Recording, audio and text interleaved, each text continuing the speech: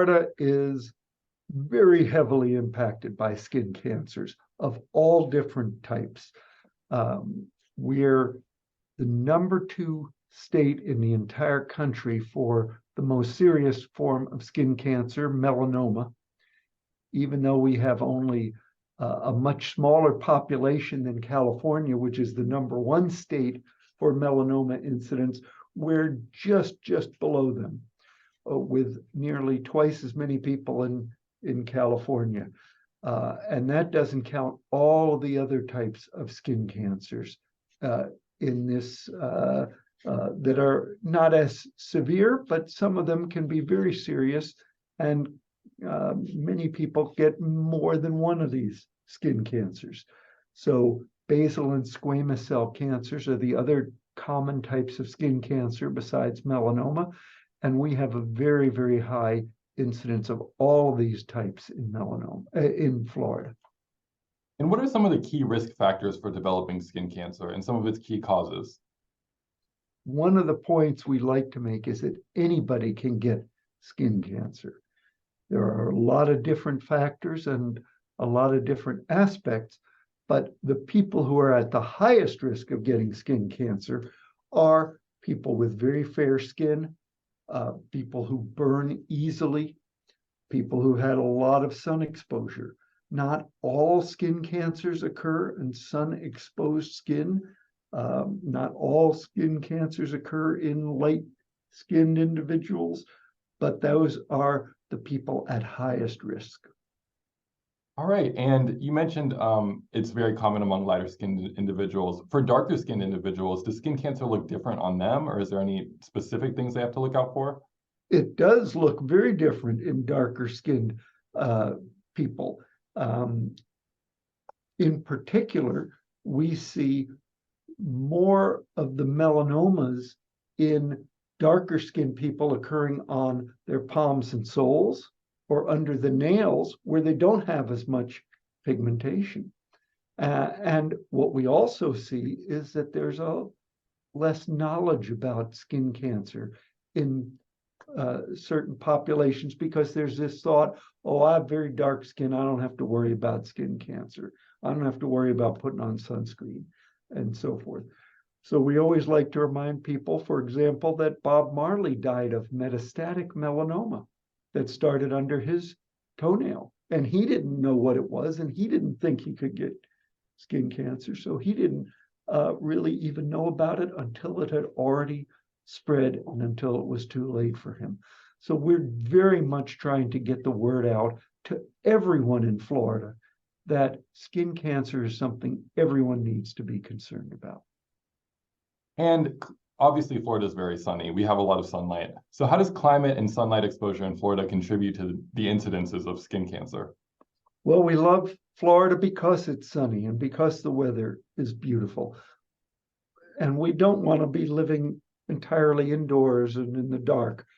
But what we do want to be is careful and cognizant of the dangers that sun overexposure can provide and the things that we can do about it. And there are lots of things we can do to protect ourselves. Wear sun protective clothing and wear hats that provide a good degree of coverage, not just a baseball cap that lets your ears and your neck get sun damage. And use sunscreen. To us, sunscreen is the last line of defense, not the first line of defense. After keeping out of the sun and wearing sun protective clothing, put sunscreen on the areas that are still exposed. It's very possible to enjoy all of Florida, all of the sunshine that Florida has to offer if we protect ourselves and if we're careful. But it takes that extra effort. And now that it's getting really hot and the sun is very powerful here in Florida, it's a message that we're trying to get out every way we can. All right. And how important is early detection when it comes to treating skin cancer? Skin cancers are right there on your skin for everyone to see. If we can detect them early, even the most serious kinds of skin cancer like melanoma, if we detect them early enough, We can remove them in a little procedure with local anesthesia. Person comes in, goes home in a few minutes. Yet if it gets just a little bit further along, it's going to be a much bigger deal. Even if we can still cure it, it's going to take surgeries, possibly general anesthesia, maybe even other treatments like immune therapy to take care of it. And that can happen very early on if the melanoma, the skin cancer, is not attended to. So early detection is absolutely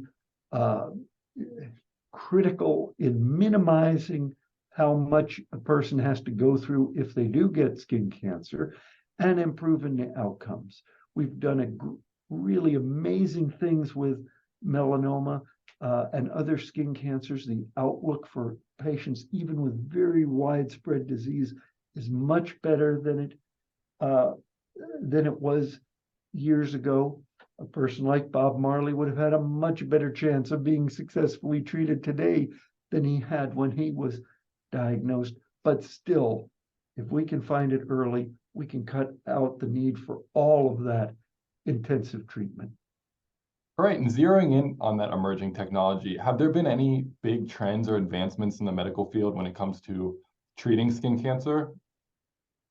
Immunotherapy was really pioneered with melanoma for many, many years when we didn't have powerful drugs. We didn't have good tools even to measure the immune system and understand it. But we had a glimpse that occasionally, if we could get the immune system boosted up, that we could get the melanoma to go away. Now, through years and years of scientific study, we have a much better understanding of the immune system and powerful new drugs that their inventors won the Nobel Prize for, that we use every single day. We use it for people with very advanced melanoma. We use it now even with people whose melanoma hasn't spread yet, to try to prevent it from coming back in a preventative way. The development of immune therapy has been revolutionary for our melanoma patients. And then we quickly learned that it was also useful for other forms of skin cancer as well. And now you can see it on TV. We use immune therapy for lung cancer and some types of breast cancer and colon cancer and kidney cancer, all sorts of other cancers. And it really started almost entirely with the treatment of skin cancer. So that's really been exciting to see the development of our scientific knowledge and how that's spread and made life better for a lot of cancer patients.